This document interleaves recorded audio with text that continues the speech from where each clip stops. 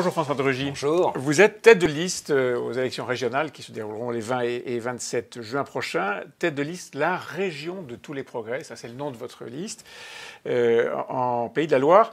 C'est une liste qui a le soutien de La République En Marche. Donc ça n'est pas une liste La République En Marche ? C'est une liste de la majorité présidentielle, à laquelle j'appartiens depuis 2017 et même avant, puisque je suis un des soutiens de la première heure d'Emmanuel Macron. Nous affichons clairement la couleur. Nous revendiquons d'ailleurs ce qui a été fait depuis 4 ans sous l'impulsion d'Emmanuel Macron avec son gouvernement. Moi, je suis député, je participe au vote des lois, toutes les mesures de soutien dans cette crise, la gestion aussi de la crise. Il faut parler clair avant une élection, et donc nous parlons clair dans notre appartenance à la majorité présidentielle. Vous parlez clair, vous parlez beaucoup d'économie dans votre campagne. Par exemple, vous dites que le développement économique est une priorité, la région doit être aux côtés des entreprises. C'est ça qui vous distingue ? Par exemple, d'autres candidats, je pense aux écologistes en particulier ? Oui, je dis depuis le début que dans ce contexte de crise, et puis surtout de sortie de crise dont on ne sait pas bien comment ça va se passer pour un certain nombre d'entreprises lorsque les aides vont s'arrêter. Et donc là, il faudra que la région soit non seulement aux côtés des entreprises, mais soit aussi en action vraiment main dans la main avec l'État. Si nous avons une région qui, pour des raisons politiciennes, agit en opposition contre l'État, nous ne serons pas efficaces. Et puis par ailleurs, c'est vrai qu'il y a un contexte politique plus général où on entend une petite musique depuis maintenant plusieurs années qui est de fait ce que j'appelle le projet caché de la décroissance, parce que ça n'est pas affiché ouvertement par Europe Écologie Les Verts ou la France Insoumise, mais de fait, il y a une série d'oppositions au développement économique qui finissent par produire de la décroissance. Vous venez de cet univers, je veux dire, des Verts, de l'écologie. Aujourd'hui, vous pensez que l'économie doit prendre le pas sur l'écologie ? Je pense qu'il faut marier écologie et économie. Et moi, je propose de le faire de façon claire en s'appuyant sur la science. D'abord, recherche scientifique pour bien identifier les problèmes écologiques. Il y en a, le climat, bien sûr, la perte de biodiversité. Puis aussi les solutions. Grâce à l'innovation technologique, nos laboratoires de recherche produisent des innovations technologiques qui ensuite débouchent sur du développement économique. Et c'est bien le fait qu'il y ait les trois, la science, la technologie et l'économie, qui permet de faire de l'écologie. Si on a une majorité, dites-vous, si on a une majorité qui s'oppose pour des raisons politiques ou idéologiques à l'État sur la relance, ça ne marche pas. Est-ce que ça veut dire que la région qui est aujourd'hui dirigée par une présidente, les Républicains, qui donc n'est pas dans le rythme de la majorité présidentielle, ça ne marche pas ? Ce qui est sûr, c'est qu'il faut être clair. Si on a une équipe, les Républicains, qui joue la carte de la politique nationale, de la présidentielle, qui vient l'année prochaine. Sur la liste des Républicains, il y a M. Retailleau, qui est numéro 3 en Vendée, qui était numéro 1 d'ailleurs il y a 6 ans. Candidat potentiel des Républicains. Voilà, M. Retailleau ne se cache pas non seulement d'être candidat potentiel à l'élection présidentielle, mais surtout d'être dans une opposition systématique à Emmanuel Macron et à son gouvernement. Bruno Retailleau ou Christelle Morancet, la présidente actuelle, font quoi, de l'obstruction Je crois surtout qu'il faut choisir. Il faut choisir entre l'opposition systématique politicienne au gouvernement et au président de la République, ou au contraire dire oui, on assume qu'une région, quelle que soit sa couleur politique, dans le fond, il faut, pour avoir une efficacité dans la sortie de crise, il faut travailler main dans la main avec l'État. Et je pense être le mieux placé pour travailler main dans la main avec l'État, avec le président de la République, avec le gouvernement, et pour cette sortie de crise, et pour plaider les dossiers de la région au niveau national. Je comprends bien votre argument.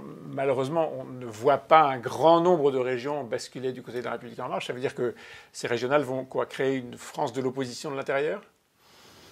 En tout cas, il faut que les électrices et les électeurs dans chaque région puissent voter en pleine connaissance de cause. C'est pour ça que je le dis par rapport à l'écologie décroissante, alliée avec la gauche radicale. C'est la première fois, et c'est une des rares régions, les Pays de la Loire, où il y a une alliance entre Europe Écologie Les Verts et la France Insoumise de Jean-Luc Mélenchon. Ça n'est quand même pas rien. Si demain, cette équipe dirige la région, on sait que ce sera de fait une politique anti-entreprise, par exemple. Il faut être clair. Et puis, du côté des Républicains, il faut être clair aussi. Monsieur Retailleau, il a fait une interview il y a quelques semaines dans le Figaro, où il donne l'impression finalement de davantage critiquer Emmanuel Macron que Marine Le Pen. Là aussi, on voit que ce sont des débats au sein du parti Les Républicains. Eh bien, il faut être clair avant que les électeurs votent. Vous évoquiez la France Insoumise et ses alliés Europe Écologie Les Verts. L'actualité d'hier dans le domaine politique ou parapolitique, je ne sais pas comment il faut appeler ça, c'est les déclarations de Jean-Luc Mélenchon qui affirme qu'il y aura un incident grave, quelque chose qui perturbera l'élection avant 2022 et qui permettra d'inventer une guerre civile. Comment est-ce que vous jugez ces propos ? Je pense que c'est très grave. D'abord, c'est très politique. Jean-Luc Mélenchon, il est candidat à l'élection présidentielle, donc il est dans le champ de la politique. Ouais. Or, malheureusement... C'est pas un dérapage ? C'est plus qu'un dérapage. Ça veut dire que dans le champ de la démocratie, de la République, en réalité, un certain nombre de forces politiques, M. Mélenchon comme le Rassemblement national, jouent sur des ressorts du complotisme. Il y aurait un système, c'est ce que dit M. Mélenchon, ce sont ses mots, il y aurait un système qui serait en train de fabriquer des crimes terroristes, des assassinats pour une élection. C'est extrêmement grave comme propos. Mais de la même façon, on a vu M. Odoul, qui est tête de liste du Rassemblement national en Bourgogne-Franche-Comté, qui lui tient des propos absolument hallucinants de cynisme contre les agriculteurs. C'est très différent. Hein. Peut-être on en parlera tout à l'heure. Mais sur Jean-Luc Mélenchon, pardon. Ça montre quand même où vont les extrêmes dans notre pays. Jusqu'où vont les extrêmes dans notre pays. Ce sont les mêmes types de dérapages ? En tout cas, on voit où ça peut mener quand on donne du poids aux extrêmes. Et dans ma région des Pays de la Loire, où les extrêmes sont un peu moins fortes, mais où elles progressent, eh bien moi je ne veux pas que la région demain soit sous influence des extrêmes de droite ou de gauche. Est-ce que Jean-Luc Mélenchon est devenu infréquentable ? Moi, je pense depuis longtemps que Jean-Luc Mélenchon ne met pas la démocratie, ne met pas les valeurs républicaines au premier rang de ses priorités. On a oublié qu'il avait fait un discours en septembre 2017, juste après avoir été battu à l'élection présidentielle, en disant « c'est la rue ». Maintenant, ça se passera dans la rue. Et on a vu après avec les Gilets jaunes, on a vu après avec les manifestations contre les retraites, à quel point il a essayé de jouer de cette carte d'une espèce de chaos qu'il faudrait en permanence entretenir par des discours enflammés et qui sont dangereux pour la République. Dangereux pour la République, est-ce que ça veut dire que vous pensez que ceux qui s'allient avec lui font une erreur politique ? Je pense que c'est très grave, en effet, que la gauche... dont on ne sait plus très bien d'ailleurs si elle est une gauche de gouvernement. On n'ose même plus dire gauche modérée quand on entend certains discours du Parti Socialiste, la tête de liste du Parti Socialiste en Ile-de-France, Mme Pulvar, quand on voit Europe Écologie Les Verts avec M. Bayou. Eh bien, en effet, où est la gauche modérée ? Où est la gauche social-démocrate ? Où est la gauche républicaine ? Dans votre région, les Pays de la Loire, un de vos anciens camarades, un député qui a siégé sur les mêmes bancs que vous, Mathieu Orphelin, dirige une liste de gauche qui s'affiche ouvertement avec la France Insoumise. C'est un problème ? C'est vrai qu'aller d'Emmanuel Macron à Jean-Luc Mélenchon, c'est quand même rare. Il faut quand même le faire. Mais au-delà de cela, encore une fois, ce qui est grave, c'est que demain, si ces personnes sont en responsabilité, ce ne sera pas sans conséquence. Ce n'est pas que du discours.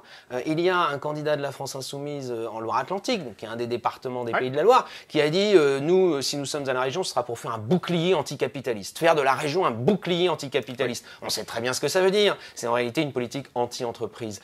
Est-ce qu'on peut, en cette période de crise, avoir demain aux responsabilités des gens qui vont jouer contre les entreprises ? C'est absurde. C'est contre l'intérêt des habitants d'une région comme celle des Pays de la Loire. Alors, un sondage a été réalisé. Il n'y en a pas beaucoup dans votre région, Pays de la Loire, mais un sondage a été réalisé à la commande d'Europe Écologie Les Verts. Donc je le dis, non pas qu'il soit biaisé, mais voilà, la commande est celle-là.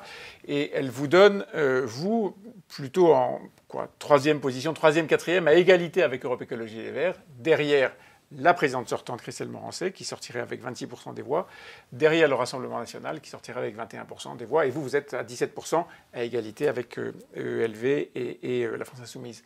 Comment est-ce que vous allez vous comporter si tout ça se passe comme ça ? Vous n'êtes pas en position de l'emporter. Et la question, moi, je vais surtout me battre jusqu'au premier tour. Oui, mais c'est important parce que nous sommes dans un contexte très particulier. Nous n'avons pas pu faire campagne normalement.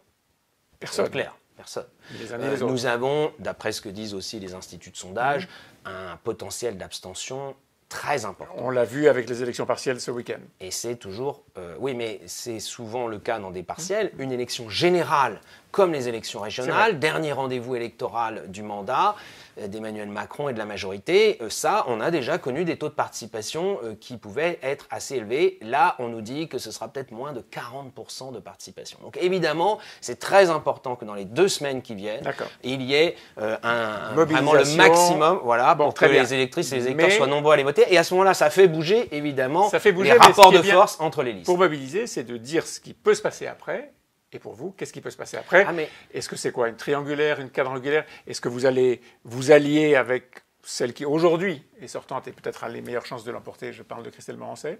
Alors, il y a plusieurs enjeux. Le premier enjeu, c'est est-ce que notre région des Pays de la Loire, qui est une région plutôt de tradition modérée, qui a une tradition politique modérée, raisonnable, on va continuer à faire vivre cette tradition politique modérée et raisonnable. C'est ce que je souhaite et je pense être le mieux placé pour rassembler largement dans ce sens. J'ai fait une liste d'ouverture et de rassemblement au premier tour, c'est-à-dire des gens qui viennent de la gauche, des gens qui viennent de la droite, du centre, de l'écologie et beaucoup de nouvelles têtes qui ne s'étaient encore jamais engagées, notamment des acteurs du monde économique, des élus de petites communes.